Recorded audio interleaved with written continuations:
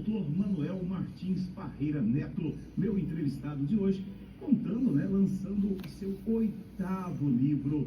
Bom dia, doutor Manuel Martins Parreira Neto, bom dia. Bom dia, Arthur. Está sendo um prazer imenso estar aqui. Esse evento aconteceu no último dia 8 de novembro na Biblioteca Municipal e tem uma certa discussão se é o 8º, se é o 7º, porque se trata do que eu denominei obra completa. Entendi. Ou seja, a reunião de tudo que alguém uma vez escreveu. Havia 4 livros de poesia, saíram em 2019, 2020 e 2021, e então resolvi reunir tudo num livro só. Fica essa pergunta aberta, se é o 7º ou 8º livro, não sei bem dizer.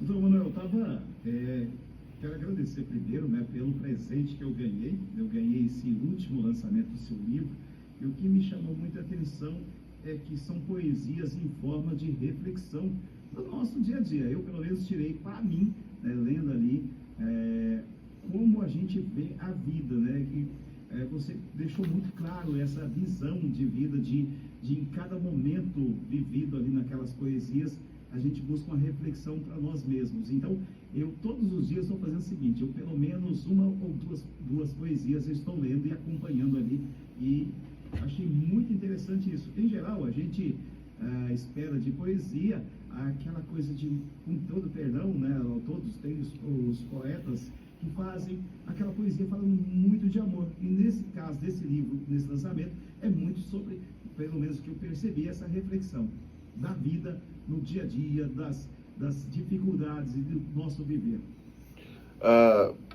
Sim, eu trato também do amor, assim, embora você talvez não tenha percebido, mas... Talvez eu não cheguei nas poesias aí. Mas é um tanto contraditório, é um sentimento muito complexo, o amor. E eu tenho algumas coisas escritas sobre relacionamento, casamento, filhos.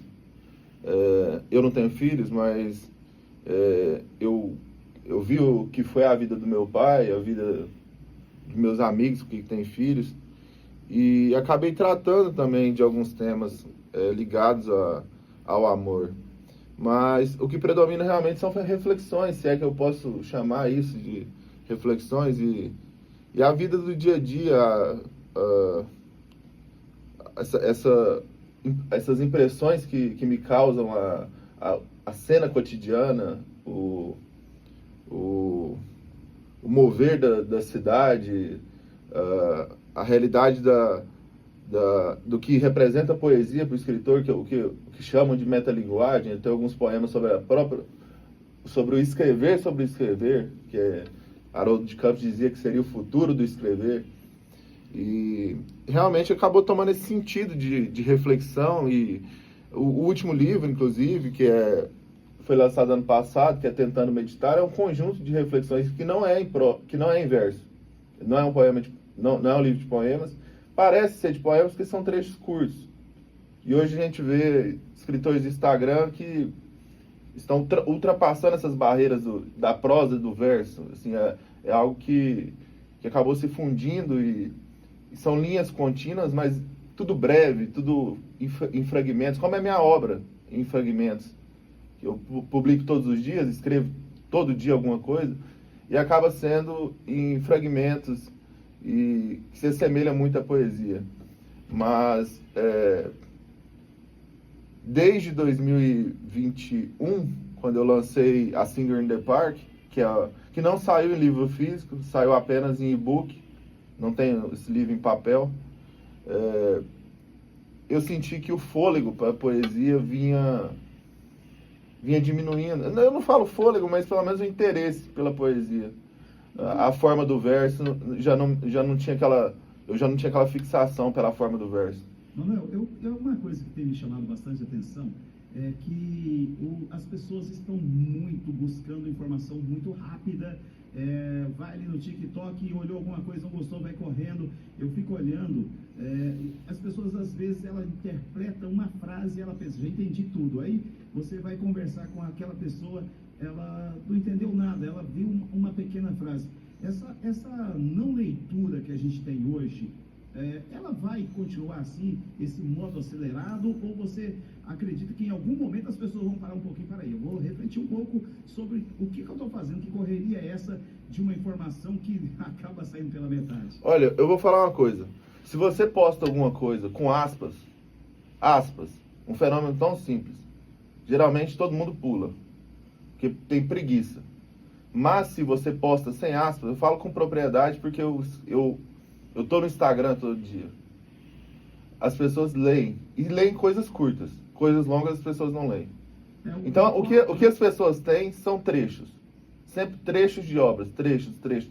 E disseram-me já que a única saída para a literatura hoje é o fragmento. Não passa de fragmento. Lembrando para todo mundo que está nos ouvindo, que quando você coloca alguma palavra e diz entre aspas, quer dizer que ela não é sua. Não. Você está ali, então, para você que está aí de repente, você quer acompanhar alguma coisa escrita e está lá. Aspas, depois fecha as aspas, significa que é alguém se colocando, falando para você, mas não com as palavras dela. Então acontece muito isso, né? É um cansaço, porque o Instagram está abarrotado de citações desses fragmentos que eu critico, de certa forma, porque é um empobrecimento.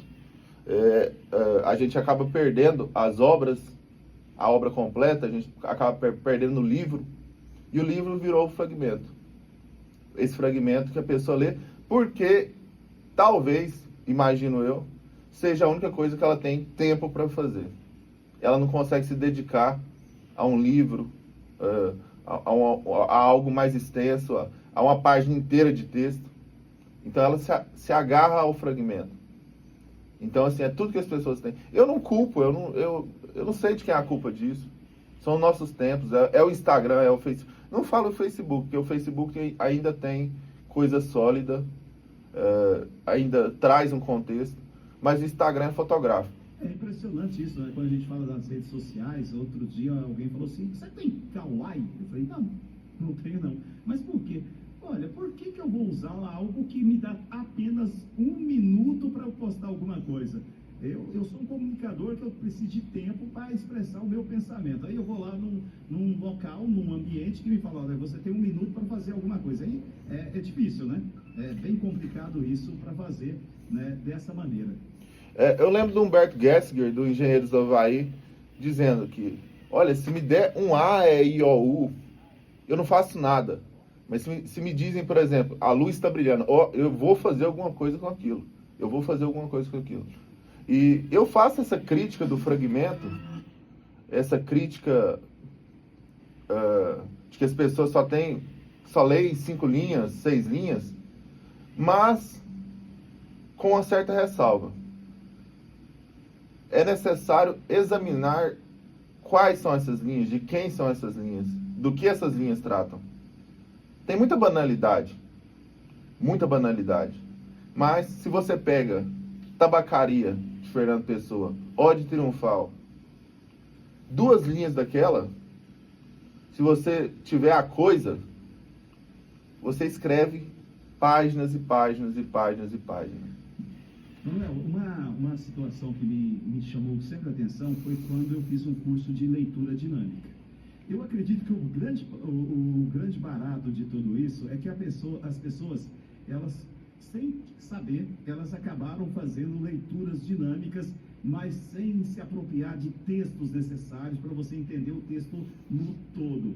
Talvez seja essa a explicação de muitas pessoas acabarem lendo pequenos trechos de uma matéria, de uma informação, de qualquer que seja uma poesia, e talvez não aproveitar aquele texto, até pelo menos a um parágrafo, para poder interpretar do que o autor está querendo dizer, ou vários parágrafos até chegar ao final. Eu acredito que a grande dificuldade que nós temos, e eu falo por mim mesmo, eu sempre tive muita dificuldade de leitura, eu não tinha paciência. A palavra é essa, eu não tinha paciência para ler. Depois que eu comecei com rádio, isso há 20 anos, eu entendi que se eu não tivesse essa paciência de ler o texto 1, 2, 3, 4, 5 vezes, até eu entender do que se tratava, para mim foi um grande ganho, porque hoje quando eu pego algo para ler que eu gosto, ali parece que eu me perco no tempo. E eu ouvi as pessoas falarem isso há alguns anos, eu falei, como é que eu vou perder tempo? A minha cabeça dói só de começar a ler, e é incrível, né? Quanto mais se lê, mais se quer ler. Os americanos têm uma frase engraçada, não é engraçada, é uma frase, um dito espirituoso, que significa think hurts, traduzindo significa pensar dói. Isso eu ouvi na USP, onde eu me formei. Então, assim, o desafio do pensamento, para a maioria das pessoas, é algo desagradável. Algo que te força a pensar. Como João Cabral dizia, eu queria fazer uma poesia em que cada palavra que eu pusesse fosse um obstáculo para o leitor. O leitor, para passar de uma palavra para outra, tivesse que pensar. Uma leitura, um poema que não embalasse o leitor. E eu acabei pegando um pouco dessas coisas. Se eu consigo ou não, aí é outro departamento. Mas eu acabei ficando com essas referências, compreende? Como faz para acompanhar o Manuel Parreira Neto no Instagram ou aonde? Como é que as pessoas vão te acompanhar, que estão nos ouvindo, que quer um pouco mais desse conteúdo seu? Como é que faz para te acompanhar aí nas redes sociais? Olha, é um trabalho bem solitário, eu devo confessar. Eu tenho meu Instagram aberto, é um perfil aberto, então qualquer pessoa pode ver o que está lá. E o Instagram é Manuel MPN. Esse que eu abreviei meu nome é Manuel Martins Parreira Neto. Então o MPN vem das iniciais do meu sobrenome. Então a minha publicação, meu principal veículo de comunicação é o Instagram. Olha, para você que está aí pensando, vem cá, mas quem que é o Manuel Parreira Neto? Justamente, é o neto do seu Mané Parreira, é o filho do saudoso Tataca, da Isaldina. Então, para você que está aí buscando na memória, tem muitos ouvintes nossos aí na Fazenda que conheceu muito o seu avô, seu Mané Parreira. Então, o Manuel Martins Parreira Neto nada mais é que o neto do seu Mané Parreira. Hoje uma referência nessa questão, principalmente de livros ligados aos advogados. Tem aí um trabalho muito bacana também para você que trabalha com arrendamento de terras. Ele trabalha muito nessa área, né? Como advogado, é o pessoal que está aí buscando esse trabalho aí. Você tem muito conhecimento dessa área também, né, Vané? Olha, é o seguinte, eu me formei em Ribeirão Preto, São Paulo, e durante a faculdade, por incrível que pareça, tive uma dificuldade imensa de escrever. Imensa. Intransponível. Eu nunca imaginei que eu seria capaz... não é que eu cheguei longe, mas assim, de pelo menos escrever alguma coisa com mais de 2 páginas. E no último ano de faculdade, em 2017... eu tive aula com um professor, professor Alessandro Vieira, se eu não me engano, uma matéria chamada O Empresário do Setor Sucroenergético e Seus Desafios. E nas discussões da aula, no último ano de faculdade, tomei conhecimento de um tema ligado ao direito agrário. Olha. E a partir daquilo ali, eu já estava saindo da faculdade. Eu comecei a produzir artigos científicos, artigos jurídicos, né, para revistas científicas do ramo do direito. E fui escrevendo, foram vários artigos. E surgiu a ideia do livro. Falei assim, vou fazer um livro sobre o contrato de arrendamento rural. Comecei a escrever em 2018, terminei em 2019. E escrevi mais outros artigos e, ao mesmo tempo, paralelamente, por causa da faculdade, eu tinha escrito algumas coisas soltas. E o primeiro poema, Há uma Pintura de Renoir, que está nesse livro aqui, inclusive, é o primeiro poema da obra completa. É o que deu origem a tudo. Eu escrevi, mandei para um colega para ler, achou muito bacana e ficou guardado. Aí um belo dia eu falei, eu queria saber a opinião do público a respeito, do que será que as pessoas gostam? Aí eu procurei um site de escritores amadores.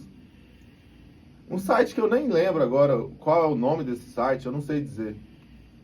E publiquei.